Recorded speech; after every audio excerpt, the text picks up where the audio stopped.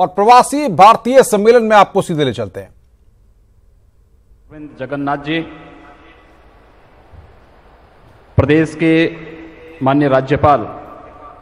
श्री राम नाईक जी, माननीय विदेश मंत्री भारत सरकार श्रीमती सुषमा स्वराज जी, विदेश राज्य मंत्री general doctor VK Singh ji, Haryana के माननीय मुख्यमंत्री श्री मनोहर लाल जी, उत्तराखंड के माननीय मुख्यमंत्री श्री त्रिवेंद्र सिंह रावत जी, विदेश सचिव श्री विजय केशव गोखले जी, सचिव भारत सरकार श्री ज्ञानेश्वर एम मुलई जी, आज के इस समारोह में उपस्थित केंद्र और प्रदेश सरकार के सभी मंत्रीगण, माननीय जनप्रतिनिधिगण और पूरी दुनिया से यहाँ पर उपस्थित सभी अप्रवासी भारतीय और भारतवंशी सभी भाइयों बहनों, मैं सर्वप्रथम बाबा विश्वनाथ की इस पवित्र धरती पर देश के यशस्वी प्रधानमंत्री, काशी के गौरव और काशी के लोकप्रिय सांसद के रूप में, जिनकी प्रेरणा से, जिनके मार्गदर्शन में 15वां प्रवासी भारतीय दिवस उत्तर प्रदेश में आयोजित हो रहा है। आदरणीय प्रधानमंत्री जी का हृदय से अभिनंदन करता हूं, स्वागत करता हूं। मैं इस समारोह में मुख्य अतिथि के रूप में उपस्थित मॉरिशस के माननीय प्रधानमंत्री श्री प्रविंद जगन्नाथ जी का काशी की इस पावन धरती पर हृदय से स्वागत और अभिनंदन करता हूं।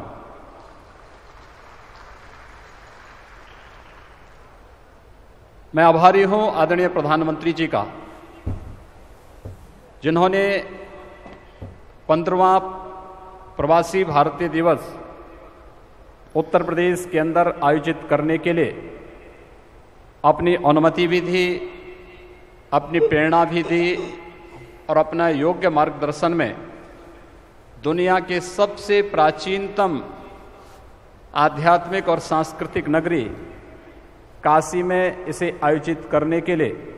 अपनी सहर्ष स्वीकृति भी प्रदान की। जब काशी की हम बात करते हैं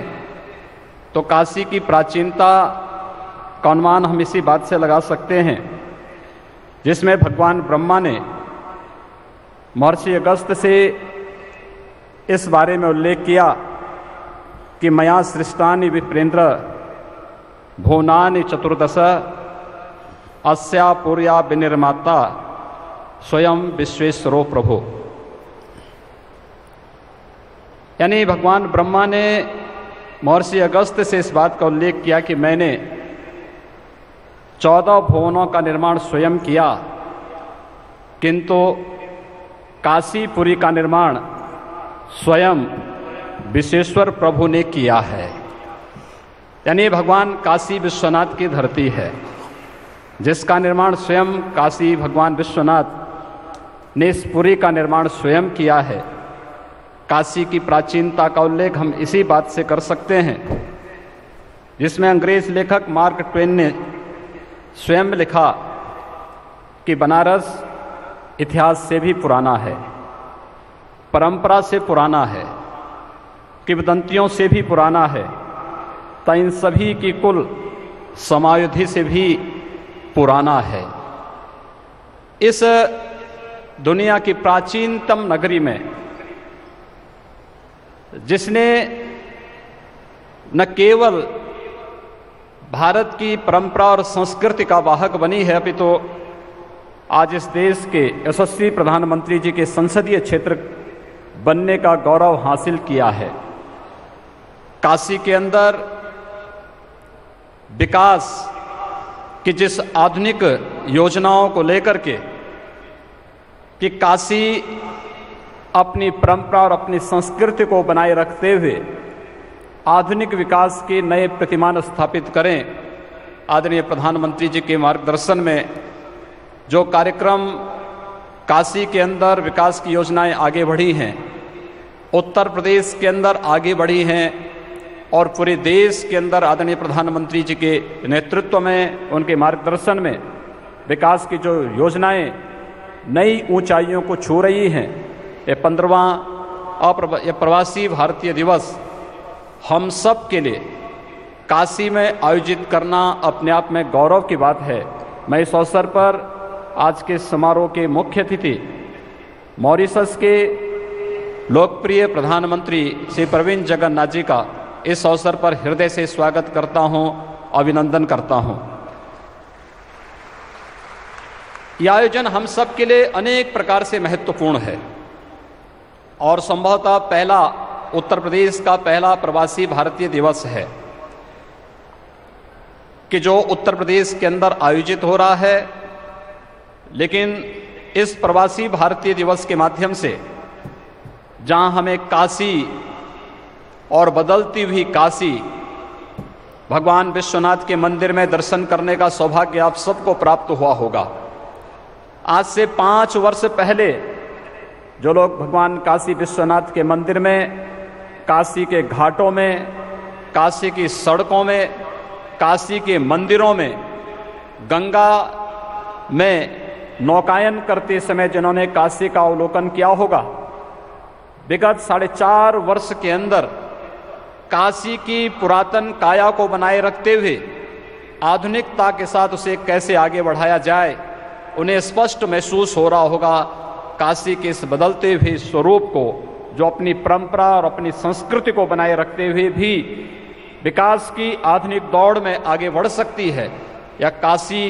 का सौभाग्य हम सब के लिए सौभाग्य की बात है और यह आदरणीय प्रधानमंत्री जी की प्रेरणा से, उनके मार्गदर्शन में काशी आज विकास की जिन नई ऊंचाइयों को छू रहा है, हम सबको इस 15वें प्रवासी भारतीय दिवस के अवसर पर काशी दर्शन का पहला सौभाग्य इस प्रवासी भारतीय दिवस के अवसर पर जहां प्राप्त हो रहा है, वहीं कुंभ का आयोजन मानवता के आध्यात्मिक और सांस्कृतिक आयोजन का सबसे बड़ा समागम कुंभ का आयोजन। कुंभ का आयोजन होना है और इस आयोजन को किस रूप में किया जाना है, आदरणीय प्रधानमंत्री जी का जो मार्गदर्शन प्राप्त हुआ, हजारों वर्षों की इस विरासत को वैश्विक मान्यता मिले। यूनेस्को ने अमूर्त सांस्कृतिक धरोहर के रूप में कुंभ को पहली बार मान्यता दी आदरणीय प्रधानमंत्री जी की प्रेरणा से।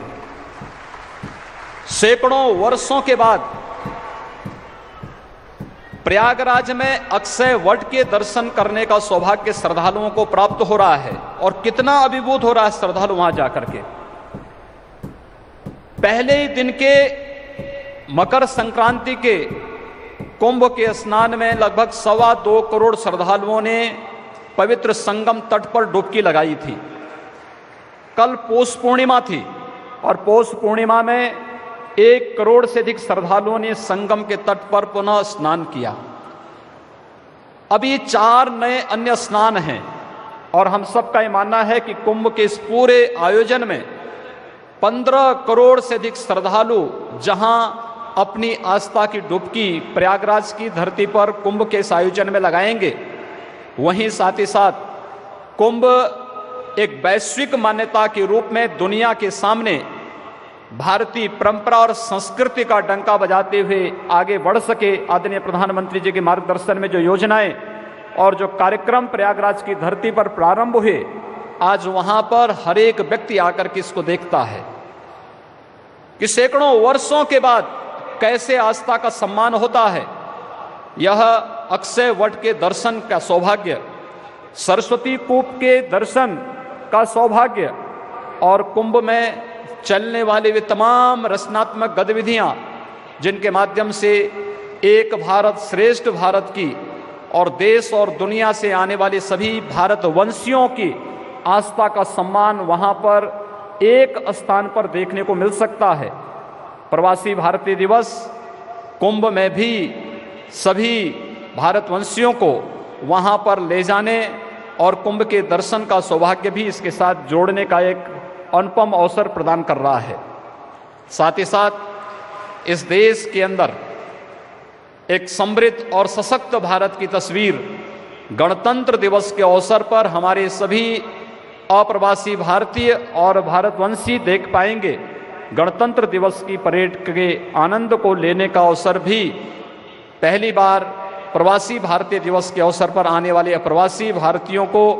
और हमारे भारतवंशी भाई बहनों को प्राप्त हो पाएगा। यह एक साथ एक आयोजन को तीन महत्वपूर्ण आयोजनों के साथ जोड़ने का जो कार्यक्रम प्रारंभ हुआ है, यह अपने आप में अभिनंदनीय है, अत्यंत अनुकरणीय है। मैं इस अवसर पर एक बार पुनः आदरणीय प्रधानमंत्री जी का उन्हीं की काशी में, उन्हीं के द्वारा, उन्हीं के मार्गदर्शन में प्रारंभ हुए इन सभी कार्यक्रमों के अवसर पर, इस कार्यक्रम में आज जब उनके द्वारा प्रवासी भारतीय दिवस का उद्घाटन यहाँ पर संपन्न होने जा रहा है, इस अवसर पर हृदय से स्वागत और अभिनंदन करता हूँ।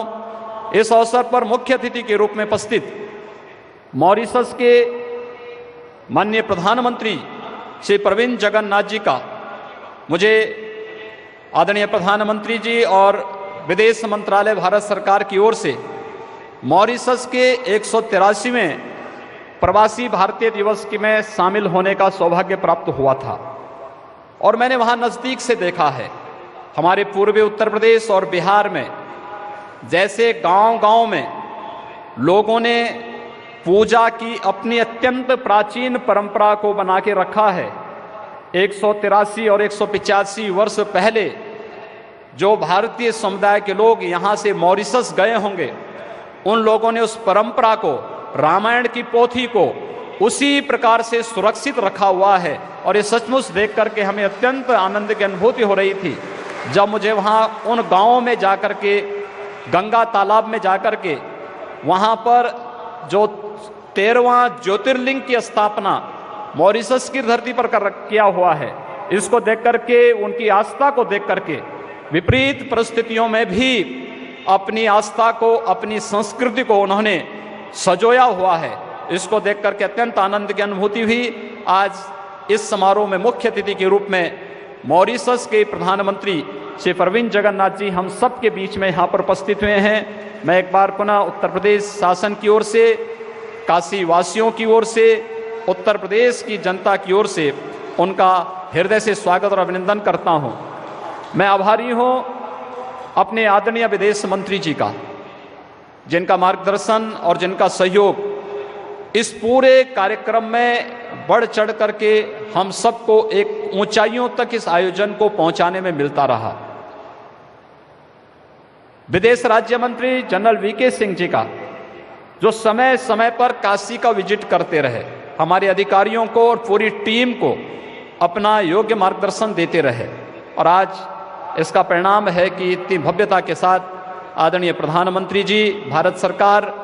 और माननीय प्रधानमंत्री मॉरिशस, इन दोनों महानुभावों के करकमलों से 15वें प्रवासी भारतीय दिवस का एक कार्यक्रम आज यहाँ पर संपन्न हो रहा है। हमें विश्वास है कि हमारे सभी अप्रवासी भारतीय भाइयों बहनों, भारतवंशी भाई और बहनों के अनुभव और उनकी ऊर्जा और प्रतिभा का लाभ आज दुनिया की एक महाशक्ति के रूप में भरते हुए भारत को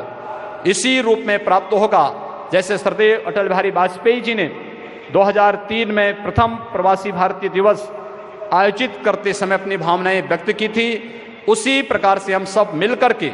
एक सशक्त और समर्थ भारत को आदरणीय मोदी जी के नेतृत्व में दुनिया के सामने प्रस्तुत कर पाएंगे। मैं एक बार पुनः अपने सभी माननीय अतिथियों का इस अवसर पर हृदय से स्वागत और अभिनंदन करता हूं। उत्तर प्रदेश को यह सौभाग्य प्रदान करने के लिए हृदय से आभार भी व्यक्त करता हूं। धन्यवाद। जय Hind.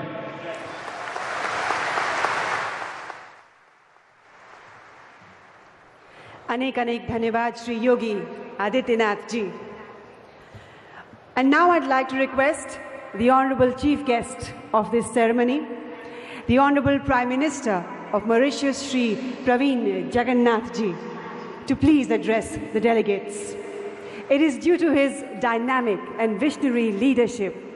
that Mauritius is speeding into a new and better and prosperous tomorrow. I request you, Honorable Prime Minister of Mauritius, to please address the delegates.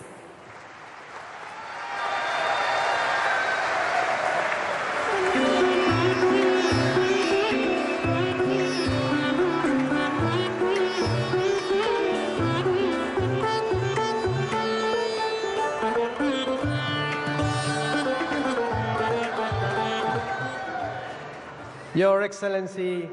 Shri Narendra Modi Ji, Prime Minister of India. Your Excellency Srimati Sushma Swaraj, Minister of External Affairs of India. Your Excellency Shri Adityanath Yogi, Chief Minister of Uttar Pradesh.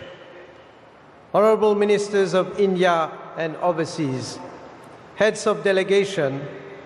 honorable members of Parliament and other dignitaries, distinguished leaders of diaspora organizations around the world, Excellencies, dear participants,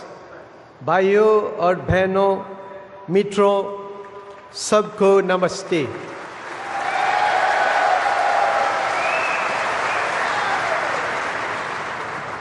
इस पवित्र नगरी में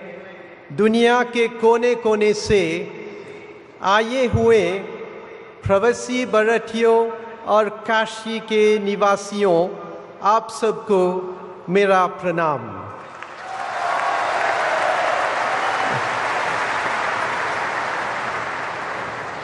This is a moment of deep privilege, not only for me, but for all of us from Singapore, Malaysia, Suriname, Fiji, the United States of America, Netherlands, Réunion, France, United Kingdom, Australia, New Zealand, South Africa, Mauritius, and other countries, to be gathered under one roof as one family, irrespective of which part of the world we are coming from, irrespective of the languages we speak, and irrespective of how many generations ago our ancestors left India. We thank the Government of India for organizing this event since 2003, thus giving the Indian diaspora around the world the possibility to meet. This is undoubtedly the most prestigious gathering of the Indian diaspora.